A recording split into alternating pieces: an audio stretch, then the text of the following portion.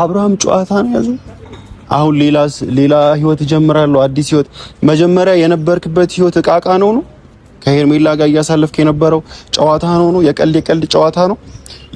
የቃቃ ባልና ሚስት እንደሚባለው እንደዛ አይነት ጨዋታ ነው ያስከው ነው። እኔ ስለ ቢያንስ አንተ እህት አለህ እኮ አይደለ እንዴ? እህት አለህ። አንተም እህት እንዳለ አንተ እንደዚህ ጅል እያደረካት እንዳለ ሄርሜላን አንተም እህትህን የሆነ ሰው ጅል ያረጋታል። ገብቷል? እያሞኛት እየተጠቀምክባት እንዳለ ሁሉ ይጠቀምባታል የሆነ ሰው። ምልል ፈልጌ ነው ሁላችንም በሰፈር ነው ልክ ነው የሚሰፈርልን። አንተ ዛሬ ላይ እንደዚህ አድርገህ ነገ ላይ ለሆነ ሰው ጥብቅና ልትቆም አትችልም። ገብቷል? ለምትወዳት ሴት ልጅም ይኖራል እኮ ፋይናሊ ነገ ላይ ልጅም ሴትም ልጅ ትወልዳለህ። ግን ሴት ልጅ ላይ እንደዚህ አይነት ጨዋታ ባትጫወት መልካም ነው። አቤልም እያየ ነው እናውቃለን። አቤል እኛ ግራ ገብቶን ነው። ቢያንስ እቺ ልጅ ሰው የላትም አጠገቧ ላይ ሰው እንኳን ቢባል ያን ያህል በቃ ራሷን መቋቋም ማትችላቸው ነገራቶች ብዙ ነገራቶች አሉ።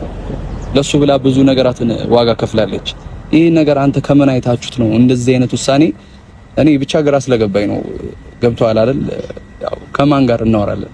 አሁን ላይ ከማን የምንኖረው ወሬ ነው ይሆናል እንዴ?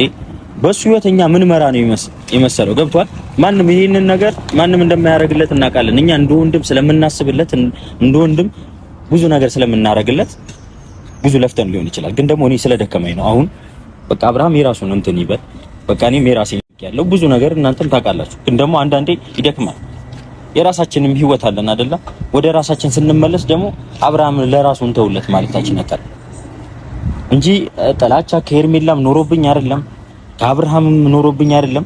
የምወዳቸው ወንድሞቼና እህቶቼ ናቸው። እና ደግሞ ሄርሜላም እንድትቀጣ ፈልጌ አይደለም። በቃ እኔ ነግሬያታለሁ። አብርሃም ላይ ለአብርሃም እንተይ በራሱ ጊዜ አንቺን ጥቅም ሲገባ ሊመጣ ይችላል። ፍቅር ስለሆነ ልትተው አልቻለችም። ብዙ ነገር ብያታለሁ። ግን ደግሞ ይሄ መሰላ